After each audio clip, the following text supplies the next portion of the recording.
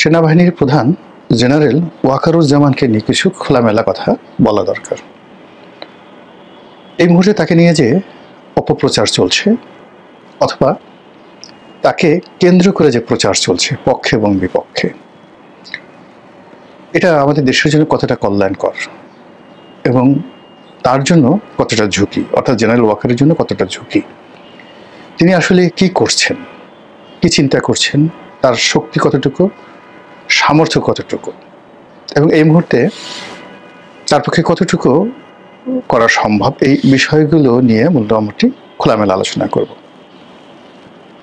আপনারা জানেন যে গত 14 মাসে আমাদের দেশে যে সর্বনাশগুলো ঘটে গেছে, সেই সর্বনাশের প্রেক্ষিতে এখন যে বিষয়গুলো নিয়ে আলোচনা হচ্ছে বা অতীতে হয়েছে এবং এখনো পর্যন্ত চলমান, তার মধ্যে 1 নম্বর হলো ডক্টর মোহাম্মদ ইউনূস কতদিন থাকবেন, তার এই সরকার কি সেনার সমর্থিত সরকার নাকি আমেরিকার সমর্থিত সরকার। 2 নম্বর হলো যে তারেক রহমান সাহেবের সঙ্গে সেনাবাহিনীর সম্পর্ক কেমন, এরপর দেশে কি আরেকটা 1-11 আসবে, -2 ফর্মুলা চালু হবে, দেশে কি জরুরি অবস্থা জারি হবে, সেনাবাহিনীকে ক্ষমতা নেবে নাকি এখন যেভাবে আছে সেভাবেই থেকে আগামী ফেব্রুয়ারি মাসে নির্বাচন হবে। এর বাইরে সেনাবাহিনীর নেতৃত্বে জনাব ওয়াকারুজ্জামান এখন যেভাবে আছেন সেভাবে থাকবেন নাকি ডিসেম্বর মাসে তিনি চলে যাবেন, নতুন কেউ আসবে বা তার আগে তাকে অবসরে পাঠানো হবে। আইসিটি কোর্টে মামলা হওয়ার পর তাকে নিয়ে দেশে এবং দেশের বাইরে বিভিন্ন লোক নানাভাবে তাকে উস্কানি দিচ্ছেন, অপমান করার চেষ্টা করছেন, ভয় দেখানোর চেষ্টা করছেন এবং তাকে প্রভোগ, মানে তার উপর চাপ সৃষ্টি করে প্রভোগ করে তাকে দিয়ে কোনো দুর্ঘটনা ঘটানোর চেষ্টা করছেন। আর এই অবস্থাতে এই মানুষটি ইতিহাসের সবচেয়ে একটা অসহায়তম অবস্থানে পৌঁছে গেছেন। তার নিজের ঢোল পেটানোর মতো অবস্থা তার নেই। এই কারণ হলো তিনি সৈনিক, কখনো গলাবাজ বা গলাবাজি করা তার পক্ষে সম্ভব নয়, আর এই প্র্যাকটিসও তার কখনো ছিল না। কাজেই তার প্রতিপক্ষের লোক যেভাবে নিরাপদ দূরত্ব থেকে দেশের বাইরে বা দেশের ভিতরে থেকে আড়ালে আবডালে টিপ্পনি কাটছেন, সেইভাবে সব পক্ষকে মোকাবেলা করার জন্য যে পরিবেশ এবং পরিস্থিতি দরকার তার একটিও তার অনুকূলে নেই। ফলে যে অসহায় অবস্থার মধ্যে তিনি পড়েছেন, সেই অসহায়ত্ব থেকে বের হয়ে তিনি কি জেনারেল জিয়াউর রহমানের মতো কিছু করবেন, এরশাদ সাহেবের মতো কিছু করবেন, তার অবস্থা কি জেনারেল আবুল মঞ্জুরের মতো হবে নাকি জেনারেল খালেদ মোশাররফের মতো হবে, নাকি তিনি জেনারেল নুরউদ্দিন খানের মতো শান্তিপূর্ণ উপায়ে নিজের দায়িত্ব এবং কর্তব্য পালন করে তিনি ক্যান্টনমেন্ট থেকে সসম্মানে বের হয়ে অন্যান্য সেনা কর্মকর্তাদের মতো জীবনযাপন করবেন। এই বিষয়গুলো নিয়ে আমাদের আলোচনা করা উচিত, খোলামেলাভাবে আলোচনা করা উচিত। তার আগে আমাদের বুঝতে হবে যে তিনি আমাদের জন্য আসলে কি করেছেন। মূল ব্যাপারটা হলো যে তিনি শেখ হাসিনার নিকট আত্মীয়, ঘনিষ্ঠ আত্মীয়। দ্বিতীয়ত তার স্নেহভাজন পারিবারিক সম্পর্কের, এবং তাকে সেনা প্রধান বানানোর পেছনে বা এই পদে নিয়োগ দেওয়ার পেছনে তার সঙ্গে আওয়ামী লীগ পরিবারের, শেখ পরিবারের যে রক্তের সম্পর্ক, এটা গুরুত্বপূর্ণ ভূমিকা পালন করেছে, এতে কোনো সন্দেহ নেই।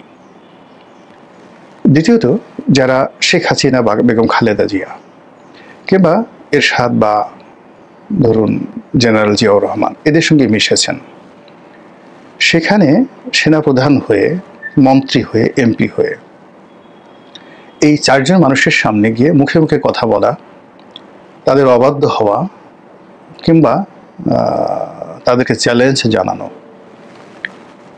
এটি যে কত কঠিন। আপনার সম্মুখে যদি আপনি কখনো সাপ ধরেননি, স্পর্শ করেননি, আর সাপ সম্পর্কে আপনার কোনো জ্ঞান নেই, শুধু আতঙ্ক, সে অবস্থাতে যদি 100টি গোখরা সাপ আপনার 2 হাতে দেওয়া হয় যে আপনি একটা একটা করে গোখরা সাপ গলা টিপে মারতে হবে, তখন আপনার যে মানসিক অবস্থা হবে, তার চাইতেও ক্ষমতার যিনি প্রধান ব্যক্তি সেটা প্রেসিডেন্ট হোক, প্রধানমন্ত্রী হোক, সেনাবাহিনী প্রধান হোক, পুলিশের প্রধান হোক, র্যাবের প্রধান হোক, ক্ষমতাধর লোকের সামনে কথা বলা, দাঁড়িয়ে কথা বলা, এর চাইতে বীরত্ব আর নেই, এর চেয়ে বিপজ্জনক কিছু নেই। এবং এটা কতটা বিপজ্জনক একটা উদাহরণ দিলে আপনি বুঝতে পারবেন। হযরত মুসা আলাইহিস সালাম পৃথিবীর সর্বকালের সেরা সাহসী মানুষ ছিলেন। তিনি যখন আল্লাহর কাছে গেলেন, তার আল্লাহর নূর যখন তুর পর্বতে এলো, তখন তিনি ভীত সন্ত্রস্ত হয়ে পড়লেন, দৌড়িয়ে পালাতে চাইলেন। বোঝার চেষ্টা করেন, আল্লাহ তাকে ডাকলেন, তিনি ফিরে দাঁড়ালেন। দ্বিতীয়ত, যখন তার হাতে একটা লাঠি, সেই লাঠি ছিল, আল্লাহ যখন হুকুম করলেন যে এটা মাটিতে ফেলো, তিনি ফেলে দিলেন। ওটা একটা ভীষণ বিভৎস সাপ হয়ে গেল। আল্লাহ বললেন ওটা ধরো, তিনি সেটা ধরলেন। এবং এই কাজটি যখন ঘটছে, গভীর রজনী, কেউ নেই, একটি পাহাড়ে তিনি একা। তো সে অবস্থা আপনি একটু চিন্তা করেন তো, আপনার যদি এরকম ঘটনা ঘটতো, আপনি সঙ্গে সঙ্গে হার্ট ফেল করে মারা যেতেন। তো সেই মুসা আলাইহিস সালামকে যখন আল্লাহ বললেন যে তুমি ফেরাউনের সামনে যাও, কথা বলো, তখন তিনি কি বললেন? প্রথমত বললেন, রব্বি ইশরাহ লি সাদরি ওয়া ইয়াসসির লি আমরি ওয়াহলুল উকদাতাম মিন লিসানি ইয়াফকাহু কওলি। হে আল্লাহ, আমার বক্ষকে প্রসারিত করো, আমার সাহস বাড়িয়ে দাও। আমার এই সাহস দিয়ে ফেরাউনের সামনে যাওয়া সম্ভব নয়, তোমার মদত দরকার। আমার জিহ্বায় জড়তা আছে, আমি সেই জড়তার কারণে যা বলতে চাই তা হয়তো বলতে পারবো না, ভুল হয়ে যাবে, জিহ্বার জড়তা দূর করে দাও। 3 নম্বর হলো, আমি যা বলতে চাই সে কথা যেন গুছিয়ে বলতে পারি। এরপরের আয়াতে তিনি বলছেন, তুমি থাকবা, এই যোগ্যতাগুলো দেখবে, তারপরও আমার একজন আত্মীয় লাগবে, আমার পাশে সাহায্যকারী লাগবে। এজন্য আমার ভাই হারুনকে, বড় ভাই হারুনকে তুমি নবী বানিয়ে দাও, যেন আমি তাকে সাহায্যকারী হিসেবে পাই। তা বোঝার চেষ্টা করুন যে ক্ষমতার মসনদ কতটা ভয়ঙ্কর। এবং এই মসনদের সামনে দাঁড়িয়ে কথা বলা, শাসকের সামনে সত্য উচ্চারণ করা, এর চেয়ে মানে জিহাদে কুল্লিয়া পৃথিবীতে আর নেই। সেই কাজটি করেছেন জেনারেল ওয়াকারুজ্জামান। শেখ হাসিনার সামনে গিয়ে তিনি কথা বলেছেন, যেটা সালমান পারেননি, যেটা ওবায়দুল কাদের পারেননি, যেটা আমি গোলাম মোল্লা রনি পারিনি, কেউ পারেনি, কোনো জেনারেল পারেননি, জেনারেল আজিজ পারেননি। সবারই সুযোগ এসেছিল বিভিন্ন সময়টাতে। তো তিনি জনগণের কাতারে আসছেন, তার সমস্ত আত্মীয়তার বন্ধনকে অস্বীকার করে, এবং তিনি সাহস সঞ্চয় করেছেন, তার সামনে গিয়ে তাকে চ্যালেঞ্জ জানিয়েছেন, তাকে চলে যেতে বলেছেন, প্লেনে উঠতে বলেছেন। যদি কেউ ইসলাম জানেন, ধর্ম জানেন, কর্ম জানেন, সাহস জানেন, শক্তি জানেন, এটা সাধারণ কোনো ঘটনা নয়। জেনারেল নুরুদ্দিন খান যেটি করেছিলেন তখনকার প্রেক্ষাপট, আর জেনারেল ওয়াকারুজ্জামান যেটা করেছেন তখনকার প্রেক্ষাপটে, দুটোর সঙ্গে যদি তুলনা করেন, ওয়াকারুজ্জামানের জন্য ঝুঁকি ছিল 99.99%, আর জেনারেল এরশাদের জন্য মানে ওই সময়টিতে যে পরিস্থিতি তৈরি হয়েছিল, সেখানে জেনারেল নুরুদ্দিন খানের ঝুঁকি ছিল 1%, অনলি 1%। তো সেই ওয়াকারুজ্জামানকে আমরা এখন ট্যাগ দিচ্ছি ভারতের এজেন্ট, শেখ হাসিনার এজেন্ট। এটা আমাদের নিজেদের প্রতি আমরা জুলুম করছি। This is one. Second thing হলো, সেনাবাহিনীর মধ্যে আওয়ামীপন্থী বিশাল একটি গোষ্ঠী ছিল এবং এখনো আছে। তার সঙ্গে সঙ্গে জামাতপন্থী আছে, বিএনপি পন্থী আছে, এবং হিজবুত তাহরির যে সমর্থক তারা আছে। এই যে 4-5টি গ্রুপ, তার সঙ্গে যারা রিটায়ার্ড সামরিক কর্মকর্তা আছেন, তাদের পন্থী প্রভাবাধীন অফিসাররা রয়েছেন। আপনি চিন্তা করুন যে বিদেশ থেকে ইলিয়াস, পিনাকি, কিংবা ওই যে অন্যান্য যে সমস্ত আওয়ামী লীগের লোকজন আছেন, আরও অন্য যারা ইউটিউব করেন, যারা সামরিক কর্মকর্তা, সবাই যে তথ্যগুলো দিচ্ছেন, গোপন তথ্যগুলো দিচ্ছেন, কিভাবে পাচ্ছেন বলেন? ভিতর থেকে এই কথা তো আমরা পাচ্ছি না, নিঃসন্দেহে কেউ না কেউ এই খবরগুলো দিয়ে দিচ্ছেন। এবং সেই খবর দেওয়ার ফলে কি হচ্ছে, জেনারেল ওয়াকারুজ্জামানের টেলিফোন সংলাপগুলো পর্যন্ত ঝুঁকির মধ্যে পড়ে গেছে। এই যে একটি অবস্থা, সেই অবস্থাতে তার যে টিকে থাকা, তিনি যে 14 মাস টিকে আছেন, এটি আমার কাছে একটা বিস্ময়কর, যেটি খালেদ মোশাররফ পারেননি। খালেদ মোশাররফ মানে 1 মাসও টিকে থাকতে পারেননি, 15 দিনও টিকে থাকতে পারেননি। তাকে চলে যেতে হয়েছে। তো সেই দিক থেকে ওয়াকারুজ্জামান কিন্তু এখন পর্যন্ত টিকে আছেন। 2 নম্বর হলো যে তিনি ক্ষমতা যদি নিতে চাইতেন, তার জন্য সবচেয়ে সুন্দর সময় ছিল সেই 2024 সনের আগস্ট মাসের 5 তারিখে।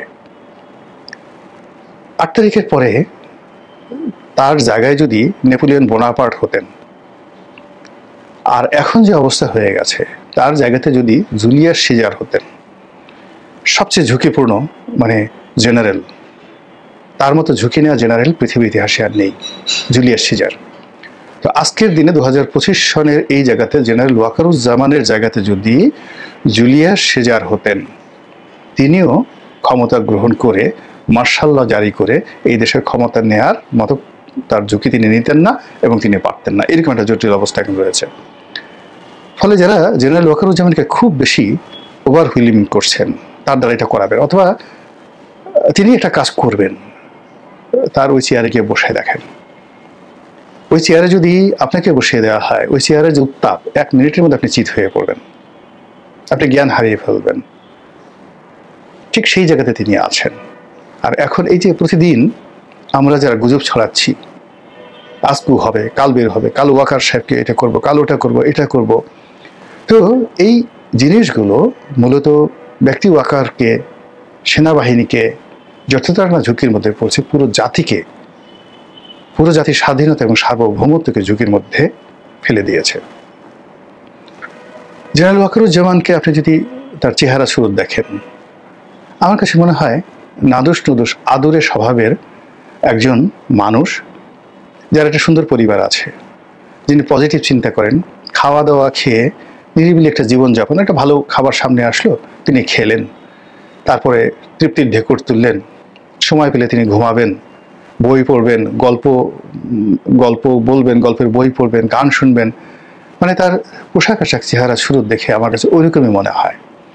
কিন্তু অতীতে দেখবেন যারা খুব যাকে বলা ঝুঁকি নিয়েছেন, যেমন ধরুন খালেদ মোশাররফ ঝুঁকি নিয়েছেন, কর্নেল তাহের ঝুঁকি নিয়েছেন, জেনারেল আবুল মঞ্জুর ঝুঁকি নিয়েছেন, জিয়াউর রহমান সাহেব ঝুঁকি নিয়েছেন, এরশাদ ঝুঁকি নিয়েছেন। আপনি তাদের ফিজিক্যাল কন্ট্যাক্ট দেখেন, গাল দেখেন, চোয়াল দেখেন, চোখ দেখেন, সিনা দেখেন, পেট দেখেন, কোমর দেখেন, জেনারেল ওয়াকারের সাথে সেটার মিল নাই। তার সঙ্গে যদি ফিজিক্যাল কনস্ট্রাকশন দেখেন, তাহলে আপনি জেনারেল আজিজ, জেনারেল নুরুদ্দিন খান, জেনারেল আতিকুর রহমান যিনি ছিলেন, ওনাদের মিল বেশি। কাজী এরকম একজন একেবারে শান্ত শিষ্ট সাধারণ মানুষ, মানে তাকে আমরা মানে যে কাজটি ইকবাল করিম ভূঁইয়া পারতেন, এই জায়গাটাতে যদি এখন ইকবাল করিম ভূঁইয়া থাকতেন, ভিন্ন ইতিহাস তৈরি হতো। বিকজ তার যে ফিজিক্যাল কন্ডিশন, বডি ফিটনেস, মন মানসিকতা, চিন্তা চেতনা, ঝুঁকি নেওয়ার ক্ষমতা, এটা অতীতে যারা ক্ষমতা নিয়েছেন তাদের মতো। কিন্তু ওয়াকারুজ্জামান সাহেবকে দেখে আমার মনে হয় না যে উনি ঠিক এরকম। হি যে ব্রিলিয়ান্ট অফিসার। ধরেন একটা সময় সেই যে কজন সাদেকুর রহমান চৌধুরী সাহেব ছিলেন, তো খুব বিখ্যাত একজন বিডিআর ডিজি ছিলেন সাদেকুর রহমান চৌধুরী। যদি ওই যে বিডিআরের আরেকজন ডিজি ছিলেন ফজলুর রহমান সাহেব, তিনি যদি এই সময় হতেন, তিনি কিন্তু এই সময় ঝুঁকি নিতেন এবং মার্শাল ল জারি করে ফেলতেন। কিন্তু ওনার অবস্থা কিন্তু সেই যে জেনারেল সাদেকুর রহমান চৌধুরীর মতো। আর একজন খুব বিখ্যাত মুক্তিযোদ্ধা জেনারেল ছিলেন, আমার নাম মনে আসতেছে না, চট্টগ্রামে বাড়ির, সাভার ক্যান্টনমেন্টে একসময় জিওসি ছিলেন। তো তার যে ফিজিক কন্ডিশন খুব ব্রিলিয়ান্ট, মেধাবী, সাহসী, বীর, কিন্তু এরকম ঝুঁকি নেওয়ার মতো মানুষ নয়। তো উনি সেই অতীতের অন্য সবার মতো যে কাজটি করেছেন, সবার সঙ্গে উনি বন্ধুত্ব করার চেষ্টা করেছেন। ক্যান্টনমেন্ট, গণভবন, বঙ্গভবন, যমুনা, রাজনৈতিক নেতৃবৃন্দ, আমির জামাত, তারেক রহমান, এমনকি এনসিপির যারা নেতৃবৃন্দ রয়েছেন তাদের থেকে শুরু করে পিনাকি, ইলিয়াস, কারোর সঙ্গে তিনি আসলে শত্রুতা করতে চাননি। কিন্তু অন্যরা যারা ক্ষমতা নেন, ক্ষমতালোভী, তারা কিন্তু সবার সঙ্গে শত্রুতা করেন, সবসময় ফোঁসফাঁস করেন এবং কথার সে গুলি চলে বেশি, ফায়ার। এবং আমাদের এই বাংলাদেশের যারা লোক, শক্তের ভক্ত নরমের জম, এই জাতিকে মানে আপনি এক চিন্তা করেন যে সারা বাংলাদেশে যখন গত কয়েক মাসে ধরে, গত 14 মাস ধরে যখন থর করে কাঁপছে সব কিছু, সেখানে রমনা জোনের একজন ডিসি মাসুদ, এক ডিসি মাসুদের যে সাহসিকতা এবং সে যেইভাবে দৌড় দেওয়াচ্ছে সবাইকে, জাতীয় পার্টিকে যেভাবে দৌড় দেওয়াচ্ছে, যেইভাবে লাঠিভিটা করছে সেই এনসিপি নেতাদেরকে, বুয়েটের পোলাপানদেরকে, যেভাবে সে দৌড়ানি দেওয়াচ্ছে শিক্ষকদেরকে। আপনি দেখেন একজন ডিসির সামনে দাঁড়াতে পারছেন না, কেউ দাঁড়াতে পারছে না, সবাই গালাগালি করছে, মাসুদ তুমি ভালো হলো না বটে। তো এই হলো লাঠির জোর। তো একজন পুলিশের রমনা জোনের ডিসি সে শুধু সাহস দেখাচ্ছেন, আর সবাই কিভাবে পালাবে সেই পালানোর জন্য রীতিমতো পাগলামো করছে। তো সেখানে একজন সেনাবাহিনীর প্রধান যদি সাহস দেখেন, বিশ্বাস করেন কাপড় চোপড়ে একজনও থাকবে না। কিন্তু মূল ব্যাপার হলো ওনার যে অবস্থা সেটা পারমিট করে না, সেটা হবে না। হয়তো ওনার পেছনে কেউ আছে, সামনে কেউ আছে, বা ক্যাপ্টেন র্যাঙ্কে কেউ আছে, মেজর র্যাঙ্কে কেউ আছে, হয়তো এরকম সাহসী কী হবে আমরা জানি না। কিন্তু ওনার প্রতি আমরা যে আরোপগুলো করছি, দোষারোপগুলো করছি, আলটিমেটলি এটা ওনার জন্য প্রযোজ্য হচ্ছে না। মূল ব্যাপার হলো উনি সবার সঙ্গে সম্পর্ক রাখার চেষ্টা করছেন, কাউকে ক্ষতি করতে চাচ্ছেন না, উনি নিরাপদ এখান থেকে চলে যেতে চাচ্ছেন। আমার অ্যানালাইসিস আসলে এটা মনে হচ্ছে। কিন্তু এগুলো করে কি তার শেষ রক্ষা হবে, এই ব্যাপারে আমি কিছুই বললাম না, শুধু পুরো বিষয়টি আসমানের মালিক আল্লাহর উপর ছেড়ে দিলাম।